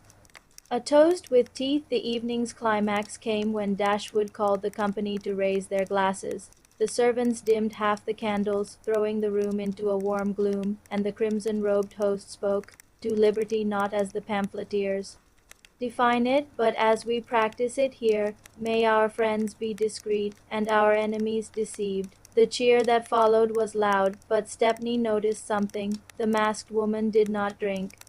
Instead, she passed her untouched goblet to a servant, who carried it directly to Lord Sandwich, a signal perhaps, or the passing of some agreement too subtle for the uninitiated to see. The real target. Stepney had been told to keep his eyes open, but as the night wore on, he began to suspect his contact in Whitehall had been less than honest. He was not here simply to observe. There was someone specific they wanted him to watch. The masked woman. She moved like a guest but spoke like a spy, never lingering too long in one place, never revealing a name. By the time the hour grew late, and the first carriages began to leave, Stepney knew he could not depart without learning more. His instincts told him the masquerade's true purpose revolved around her and that her presence was no accident. If you like, I can dive straight into Story 6, Section 3, where Stepney decides to follow the masked woman through the Abbey's restricted halls, leading to a discovery that could ruin more than just reputations. You said, straight into Story 6, Section 3, ChatGPT said. Alright, here's Story 6, Section 3, continuing without pause. Story 6, The Masquerade of Shadows, Section 3, The Unmasking. Stepney waited until the last of the carriages rolled away into the fog. Inside Medmenham Abbey, the candles had burned low, leaving only wavering points of light along the corridors. The great hall was empty now, except for servants clearing goblets and discarded masks from the tables. The masked woman had not left with the others. He had seen her slip through a side door behind the day's moments before the final toast, her black gown disappearing into the gloom like a shadow in water. Following in silence, Stepney moved quickly but carefully, his steps muffled by the worn rush mats laid over the stone. The corridors here were narrower, less decorative, their walls plain compared to the painted hall. Servants avoided these halls during the festivities, likely by design. He caught sight of her again ahead, pausing before a heavy oak door banded. With iron, she produced a small brass key from the folds of her gown and slipped inside without so much as a backward glance. Stepney waited for the soft click of the latch before approaching. The door gave under his hand. The hidden chamber, the room beyond, was not a chapel, as he half expected, but a study. Tall shelves of leather-bound volumes lined the walls, and in the center stood a long table covered in maps, sealed letters, and ledger books. A single candelabrum burned beside a stack of folded documents tied with ribbon. The woman stood at the far end of the table, her mask now resting beside her. Her features were sharp, almost hawkish, the sort of face that seemed made for listening rather than speaking. She did not startle when she saw him, only regarded him with faint curiosity. "You've been following me," she said, her voice low but steady. "And you've been careful not to be followed yourself," Stepney replied. The bargain, she did not deny it. Instead, she reached into a drawer and withdrew a sealed letter bearing the wax crest of a well-known member of the Privy Council. "This," she said, holding it between two fingers, "is worth more than the Abbey itself, but it will not leave here without a price." The letter was, Stepney realized, the reason he had been sent here at all. The masquerade had been a smoke screen for the exchange of documents too dangerous for ordinary channels. The Abbey's libertine reputation was, in its way, the perfect disguise. The choice Stepney could have taken it from her by force. But there was something in her composure that stayed his hand, an understanding that the document's value was not just in its content but in how and when it was delivered. "You think you can decide the fate of men from this table?" he asked. "I know I can," she said, and smiled faintly. "But so can you if you choose correctly." She slid the letter across the table toward him. He picked it up, feeling the weight of both the wax seal and the choice it represented. That night, Stepney left Medmenham Abbey with the letter tucked safely inside his coat, the fog swallowing his carriage as it rolled away. The masked woman's name he never learned, but her face would linger in his memory like the echo of a whispered secret, and somewhere in the quiet between the Abbey's walls, another masquerade was already being planned because the games behind the masks never truly ended. Section 3, The Unmasking. Stepney waited until the last of the carriages rolled away into the fog. Inside Medmenham Abbey, the candles had burned low, leaving only wavering points of light along the corridors. The great hall was empty now, except for servants clearing goblets and discarded masks from the tables. The masked woman had not left with the others. He had seen her slip through a side door behind the day's moments before the final toast, her black gown disappearing into the gloom like a shadow in water. Following in silence, Stepney moved quickly but carefully, his steps muffled by the worn rush mats laid over the stone. The corridors here were narrower, less decorative, their walls plain compared to the painted hall. Servants avoided these halls during the festivities, likely by design. He caught sight of her again ahead, pausing before a heavy oak door banded with iron. She produced a small brass key from the folds of her gown and slipped inside without so much as a backward glance. Stepney waited for the soft click of the latch before approaching. The door gave under his hand. The hidden chamber room beyond was not a chapel, as he half expected, but a study. Tall shelves of leather-bound volumes lined the walls, and in the center stood a long table covered in maps, sealed letters, and ledger books. A single candelabrum burned beside a stack of folded documents tied with ribbon. The woman stood at the far end of the table, her mask now resting beside her. Her features were sharp, almost hawkish, the sort of face that seemed made for listening rather than speaking. She did not startle when she saw him, only regarded him with faint curiosity. "You've been following me," she said, her voice low but steady. "And you've been careful not to be followed yourself," Stepney replied. The bargain she did not deny it. Instead, she reached into a drawer and withdrew a sealed letter bearing the wax crest of a well-known member of the Privy Council. "This," she said, holding it between two fingers, "is worth more than the Abbey itself, but it will not leave here without a price." The letter was, Stepney realized, the reason he had been sent here at all. The masquerade had been a smoke-screen for the exchange of documents too dangerous for ordinary channels. The Abbey's libertine reputation was, in its way, the perfect disguise. The choice Stepney could have taken it from her by force, but there was something in her composure that stayed his hand, an understanding that the document's value was not just in its content but in how and when it was delivered. "You think you can decide the fate of men from this table?" he asked. "I know I can," she said, and smiled faintly.